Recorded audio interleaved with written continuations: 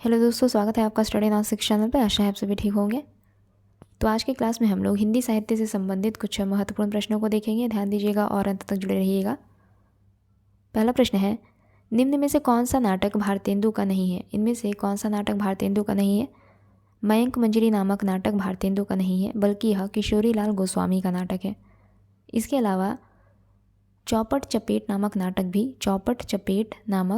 नाटक भी किशोरी लाल गोस्वामी द्वारा रचित है।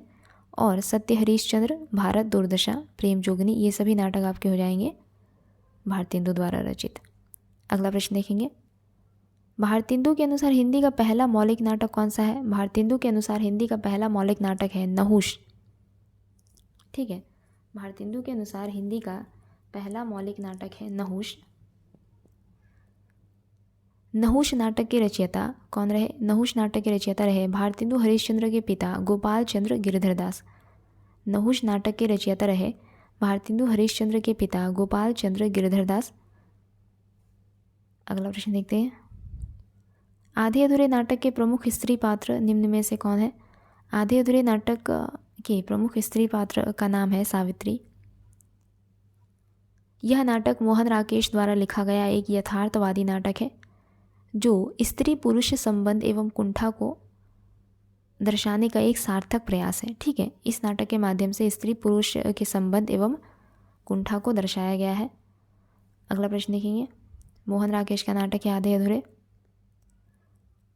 ब्राह्मण न तो किसी के राज्य में रहता है और न ही किसी के अन्न पर पलता है, यह कथन जयशंकर प्रसाद के किस नाटक से लिया गया है? तो यह कथन जयशंकर प्रसाद के चंद्रगुप्त नामक नाटक से लिया गया है। चंद्रगुप्त जयशंकर प्रसाद द्वारा लिखित एक ऐतिहासिक नाटक है।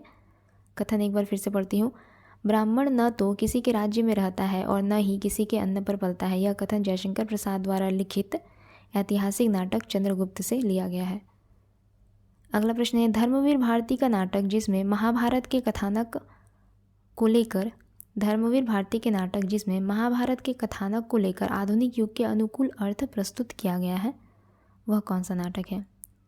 तो अंधा युग। धर्मवीर भारती द्वारा रचित नाटक है अंधा युग, जिसमें महाभारत के कथानक को लेकर आधुनिक युग के अनुकूल अर्थ को प्रस्तुत किया गया है। आगे देखेंगे,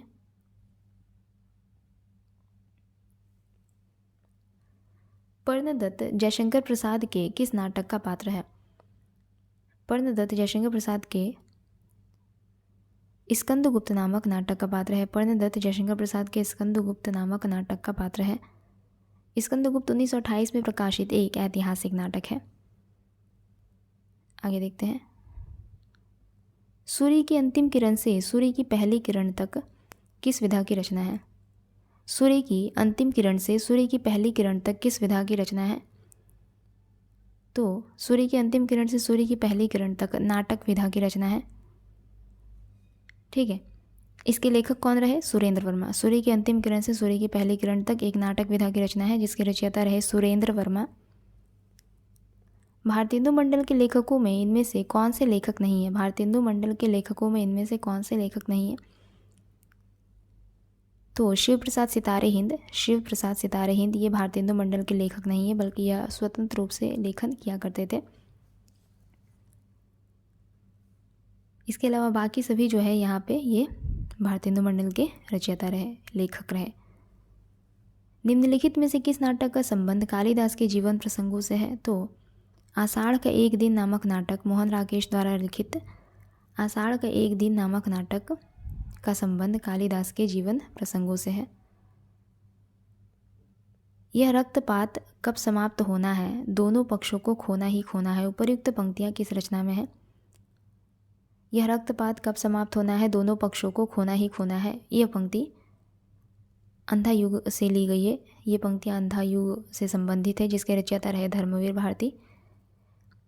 यह यानी कि अंधा युग महाभारत युद्ध के अंतिम दिवस पर आधारित एक गीति नाट्य है। अंधा युग एक गीति नाट्य है, किस पर आधारित? तो महाभारत युद्ध के अंतिम दिवस पर आधारित एक गीति नाट्य है अंधा युग।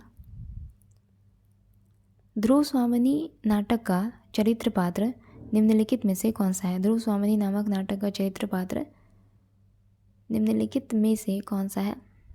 तो सिंगरन। अच्छा नहीं, मैंने दूसरा बोल दिया। यहाँ पे ध्रुव स्वामी नाटक का चरित्र पात्र हो जाएगा रामगुप्त। ठीक है, ध्रुव स्वामी नाटक का चरित्र यानी ध्रुव स्वामी नाटक का पात्र कौन है, तो रामगुप्त। इसके अलावा जो सिंहरन है यह चंद्रगुप्त नामक नाटक का पात्र है। विशाख नामक नाटक का पात्र है। स्कंदगुप्त नामक नाटक का पात्र है। अगला प्रश्न है, निम्नलिखित में से किस ऐतिहासिक नाटक की रचना इनमें से किस ऐतिहासिक नाटक की रचना भारतेंदु युग के नाटककार श्रीनिवास दास ने की? तो संयोगिता स्वयंवर नामक ऐतिहासिक नाटक की रचना भारतेंदु युग के नाटककार श्रीनिवास दास ने की। अमर सिंह राठौर नामक नाटक के रचयिता रहे राधाचरण गोस्वामी। महाराणा प्रताप नामक नाटक के रचयिता रहे राधा कृष्ण दास तथा नील देवी नामक नाटक के रचयिता रहे भारतेंदु हरिश्चंद्र। अमर सिंह राठौर नामक नाटक के रचयिता राधाचरण गोस्वामी, महाराणा प्रताप नाटक के रचयिता राधा कृष्ण दास तथा नील देवी नाटक के रचयिता रहे भारतेंदु हरिश्चंद्र। अगला प्रश्न है, दृश्य तत्व साहित्य की किस विधा का अनिवार्य वैशिष्ट्य है? दृश्य तत्व साहित्य की किस विधा का अनिवार्य वैशिष्ट्य है? तो नाटक विधा का अनिवार्य एक वैशिष्ट्य है दृश्य तत्व, जबकि कहानी, उपन्यास तथा कविता में दृश्य तत्व अनिवार्य नहीं होता है। अगला प्रश्न है, निम्नलिखित में से किस नाटक में कृष्ण और वेणुरति के प्रेम का प्रदर्शन है? तो सूर्यमुख नामक नाटक में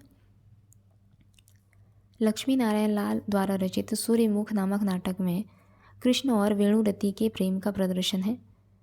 इनके अन्य प्रसिद्ध नाटक है, लक्ष्मी नारायण लाल के अन्य प्रसिद्ध नाटक है अंधा कुआं, मादा कैक्टस, सुंदर रस, मिस्टर अभिमन्यु, तीन आंखों वाली मछली, दर्पण, पंचपुरुष इत्यादि। आगे देखेंगे, प्रवृत्ति निवृत्ति अथवा आसक्ति अनासक्ति का द्वंद्व मोहन राकेश के किस नाटक में प्रदर्शित है? प्रवृत्ति निवृत्ति अथवा आसक्ति अनासक्ति का द्वंद्व मोहन राकेश के किस नाटक में प्रदर्शित है? लहरों का राजहंस।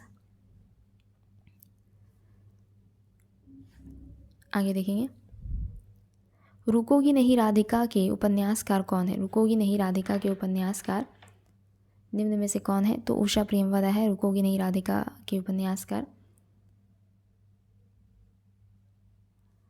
आगे देखते हैं, महाभोज मनु भंडारी का कैसा उपन्यास है? तो महाभोज मनु भंडारी का एक राजनीतिक उपन्यास है।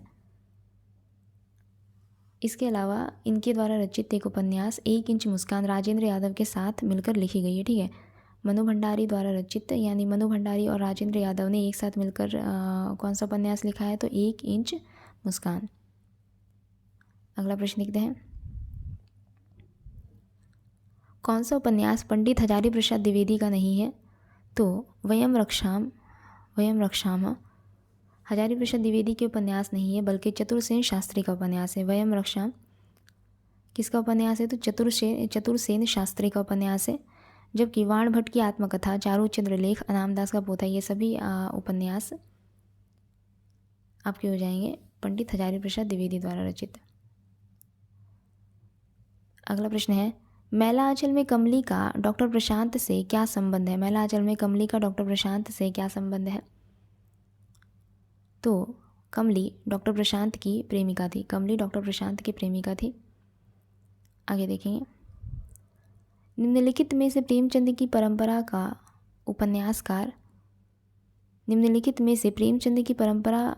का उपन्यासकार कौन सा है?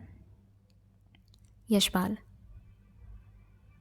ये प्रगतिवादी या मार्क्सवादी उपन्यासकार के माने जाते हैं। यशपाल प्रगतिवादी या मार्क्सवादी उपन्यासकार माने जाते हैं। अगला प्रश्न है, प्रेमचंद का कौन सा उपन्यास किसान जीवन से संबंधित नहीं है?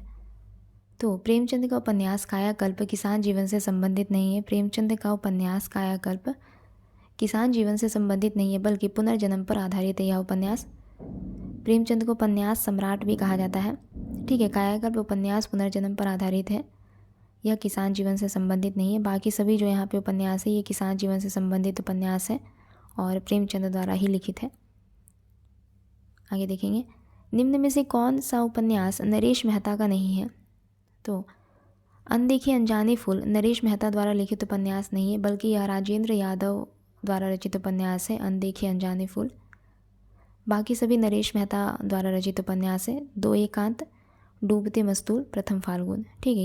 ये 3 नरेश मेहता द्वारा रचित उपन्यास है, जबकि अनदेखे अनजाने फूल राजेंद्र यादव द्वारा रचित उपन्यास है।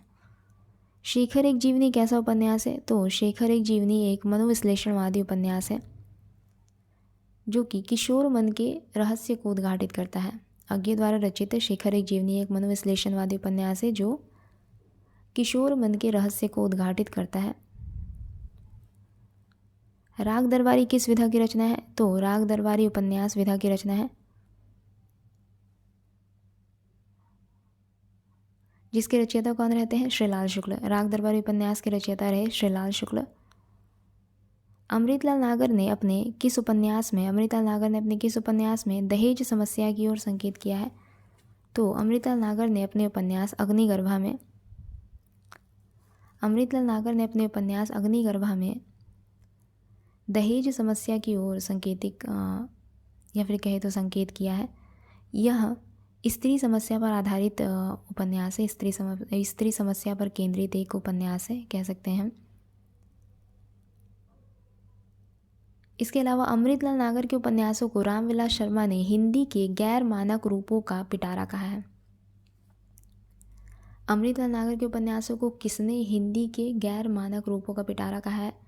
तो रामविलास शर्मा ने हिंदी के गैर मानक रूपों का पिटारा कहा है। किनके उपन्यासों को? अमृतलाल नागर के उपन्यासों को। इसके अलावा यहाँ पे जो बाकी सभी उपन्यास है ये भी नरेश मेहता द्वारा ही रचित है, अमृतलाल नागर द्वारा ही रचित है।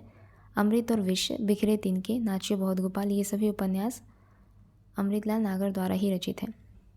आगे देखेंगे, कही इसूरी फाग किसकी रचना है?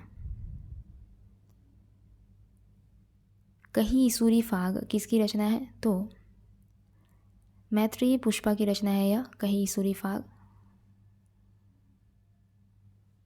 आगे देखेंगे, नाच्यो बहुत गोपाल किसका उपन्यास है? तो अभी बताया मैंने, नाच्यो बहुत गोपाल अमृतलाल नागर द्वारा रचित उपन्यास है। इनके प्रमुख उपन्यास है अमृत और विष, खंजन नयन, यानी अमृतलाल नागर के प्रमुख उपन्यास है अमृत और विष, खंजन नयन, मानस का हंस, ठीक है।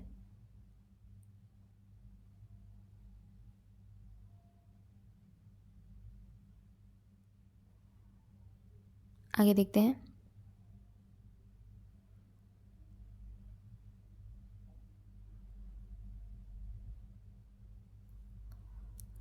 बंगाल के अकाल पर हिंदी लेखक ने तूफानों बीच रिपोर्टाज लिखा है। बंगाल के अकाल पर हिंदी लेखक ने तूफानों के बीच रिपोर्टाज लिखा है। यहाँ पे शायद ये तूफानों के बीच होगा, ठीक है। इसके रचयिता कौन रहे? रांगे राघव रहे इसके रचयिता। बंगाल के अकाल पर यह रचना लिखा गया है। एक बार इसके नाम को देख लीजिएगा अच्छे से। आगे बढ़ेंगे, जैनेन्द्र के किस उपन्यास पर फीचर फिल्म बनी है? तो त्यागपत्र नामक उपन्यास पर फीचर फिल्म बनी है तथा उस उपन्यास यानी कि उस फिल्म का नाम भी त्यागपत्र ही रखा गया। इसके अलावा शेष सभी यहाँ पे जितने भी उपन्यास है ये सभी जैनेन्द्र द्वारा ही रचित है, जैसे कल्याणी, परख, सुनीता। आगे देखेंगे, झांसी की रानी किस प्रकार का उपन्यास है? तो झांसी की रानी एक ऐतिहासिक उपन्यास है जिसके रचयिता रहे वृंदावन लाल वर्मा। झांसी की रानी एक ऐतिहासिक उपन्यास है जिसके रचयिता रहे वृंदावन लाल वर्मा। इनके अन्य उपन्यास है मृगनयनी, गढ़कुंडार, अहिल्याबाई, देवगढ़ की मुस्कान, ठीक है। वृंदावन लाल वर्मा द्वारा रचित अन्य उपन्यास है मृगनयनी, गढ़कुंडार, अहिल्याबाई, देवगढ़ की मुस्कान इत्यादि। 4 बताए मैंने। नागफनी का देश किस काल की रचना है? तो नागफनी का देश आधुनिक काल की रचना है। नागफनी का देश आधुनिक काल की रचना है। इसके अलावा यह अमृत राय द्वारा रचित एक रचना है। नागफनी का देश के रचयिता रहे अमृत राय। यह रचना सन 1953 में प्रकाशित हुई। इसके अलावा यह उपन्यास विधा की रचना है। नागफनी का देश उपन्यास विधा की रचना है। रचयिता रहे अमृत राय और प्रकाशित कब हुआ? 1953 में। आगे देखेंगे, इलाचंद्र जोशी के उपन्यास जहाज का पंछी को किस श्रेणी में रखा जाता है? तो इलाचंद्र जोशी के उपन्यास जहाज के पंछी को आत्मकथात्मक श्रेणी में रखा जाता है। इलाचंद्र जोशी को मनोविश्लेषणवादी उपन्यासकार भी माना जाता है। खंजन नयन के रचयिता कौन रहे? तो खंजन नयन के रचयिता रहे अमृतलाल नागर। खंजन नयन के रचयिता रहे अमृतलाल नागर, जो कि सूरदास के जीवन चरित्र को उद्घाटित करता है। अमृतलाल नागर द्वारा रचित खंजन नयन सूरदास के जीवन चरित्र को उद्घाटित करता है। आगे देखते हैं, निम्नलिखित में से किस उपन्यास में रईस साहूकार मदन मोहन की अंग्रेजी सभ्यता की नकल और अपव्यय की कथा है? इनमें से किस उपन्यास में रईस साहूकार मदन मोहन की अंग्रेजी सभ्यता की नकल और अपव्यय की कथा है? तो परीक्षा गुरु नामक उपन्यास में रईस साहूकार मदन मोहन की अंग्रेजी सभ्यता की नकल और अपव्यय की कथा है। परीक्षा गुरु के रचयिता रहे लाला श्रीनिवास दास। नूतन ब्रह्मचारी के रचयिता रहते हैं बालकृष्ण भट्ट। आदर्श दंपत्ति के रचयिता रहे लज्जाराम महतो या फिर लज्जाराम मेहता। इसके अलावा परिणय के रचयिता रहे किशोरीलाल गोस्वामी। आगे देखेंगे, निम्नलिखित में से कौन सी रचना राजेंद्र यादव की है? तो सारा आकाश नामक रचना राजेंद्र यादव द्वारा रचित है। सारा आकाश नामक रचना राजेंद्र यादव द्वारा रचित है। निम्नलिखित में से कौन सी रचना भारत की स्वतंत्रता के बाद लिखी गई है? आधा गांव भारत की स्वतंत्रता के बाद लिखी गई है। रचयिता कौन रहे? राही मासूम रजा। आधा गांव नामक उपन्यास की रचयिता रहे राही मासूम रजा तथा यह रचना भारत की स्वतंत्रता के बाद लिखी गई है।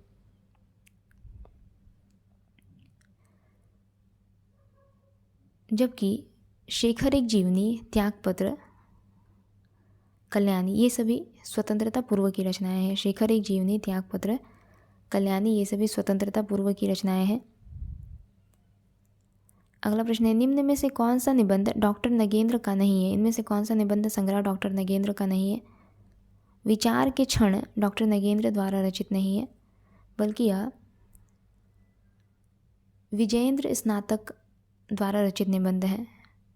विचार के क्षण विजयेंद्र स्नातक, ठीक है, विजयेंद्र मैं लिख दे रही हूँ, विजयेंद्र स्नातक द्वारा रचित निबंध है। अगला प्रश्न देखेंगे, विचार और वितर्क किसका निबंध संग्रह है? तो विचार और वितर्क पंडित हजारी प्रसाद द्विवेदी का निबंध संग्रह है। निम्न में से कौन सा निबंध हजारी प्रसाद द्विवेदी द्वारा लिखित है? तो नाखून क्यों बढ़ते हैं हजारी प्रसाद द्विवेदी द्वारा लिखित निबंध है। करुणा के रचयिता रहे रामचंद्र शुक्ल। मेरे राम का मुकुट भीग रहा है नामक निबंध के रचयिता रहे विद्यानिवास मिश्र तथा लाल तारा नामक निबंध के रचयिता रहे रामवृक्ष बेनीपुरी। आगे देखेंगे, संस्कृत के 4 अध्याय किसकी रचना है? तो संस्कृत के 4 अध्याय रामधारी सिंह दिनकर की रचना है। इस रचना के लिए उन्हें 1959 में साहित्य अकादमी पुरस्कार मिला था। दिनकर को संस्कृत के 4 अध्याय नामक रचना के लिए 1959 ईस्वी में साहित्य अकादमी पुरस्कार से नवाजा गया था। निम्न में से कौन सा युग्म गलत संगत है या फिर कहे तो सही है?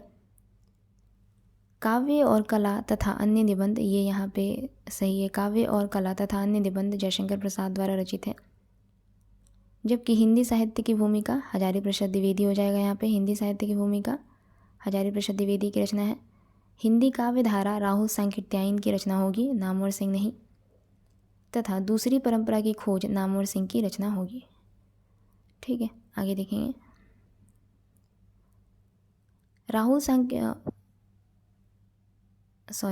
शुक्ल जी ने ऐसा किस निबंध में कहा है कि हम मूर्ख, बलहीन और आलसी हो गए हैं। हमारा धन विदेश चला जाता है, रुपए का 1.5 पाव घी बिकता है, स्त्री शिक्षा का अभाव है।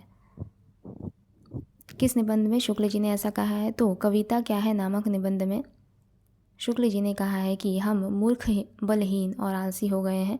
हमारा धन विदेश चला जाता है, रुपए का 1.5 पाव घी बिकता है, स्त्री शिक्षा का अभाव है। आगे देखेंगे, काव्य में लोक मंगल की अवधारणा के स्थापक कौन थे? तो आचार्य रामचंद्र शुक्ल। काव्य में लोक मंगल की अवधारणा के स्थापक थे आचार्य रामचंद्र शुक्ल। नंदुलारे वाजपेयी एक प्रमुख छायावादी आलोचक माने जाते हैं तथा आचार्य हजारी प्रसाद द्विवेदी सांस्कृतिक विचारधारा के प्रमुख उपन्यासकार माने जाते हैं। शांतिप्रिय द्विवेदी एक प्रमुख आधुनिक हिंदी आलोचक माने जाते हैं। ठीक है, आचार्य नंदुलारे वाजपेयी छायावादी आलोचक, आचार्य हजारी प्रसाद द्विवेदी को सांस्कृतिक विचारधारा के प्रमुख उपन्यासकार बताया गया है, जबकि शांतिप्रिय द्विवेदी को आधुनिक हिंदी आलोचक बताया गया है। अगला प्रश्न है, हृदय की मुक्ति साधना के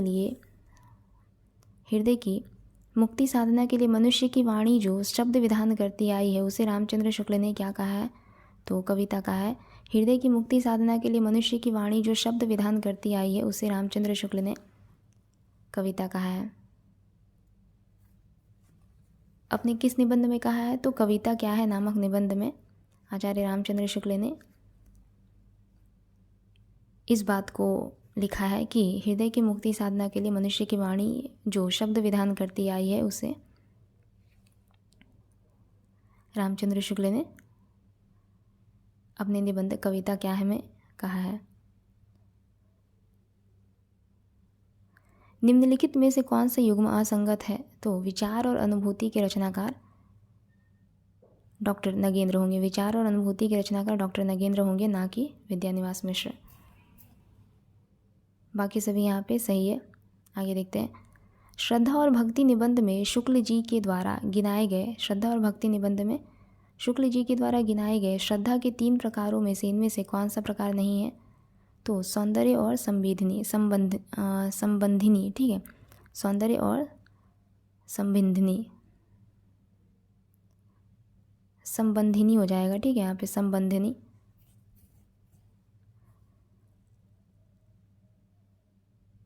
आगे बढ़ेंगे,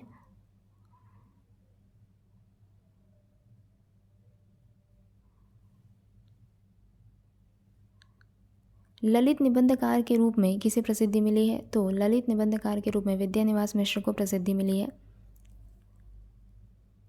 विद्यानिवास मिश्र द्वारा रचित कुछ प्रमुख निबंध है चितवन की छां, कदम की फूली डाल, हल्दी दूब, तुम चंदन हम पानी, मेरे राम का मुकुट भीग रहा है इत्यादि। समस्त मानव जीवन के प्रवर्तक भाव या मनोविकार ही होते हैं, यह कथन किसका है? समस्त मानव जीवन के प्रवर्तक भाव या मनोविकार ही होते हैं, यह कथन किसका है? तो यह कथन है आचार्य रामचंद्र शुक्ल का।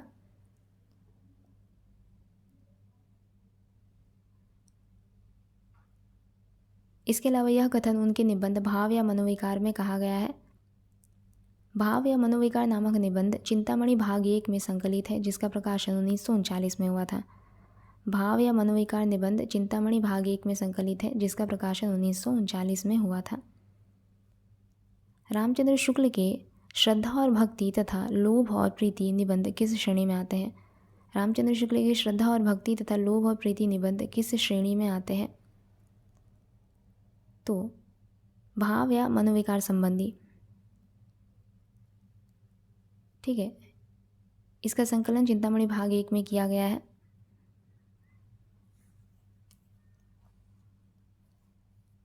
आगे देखेंगे,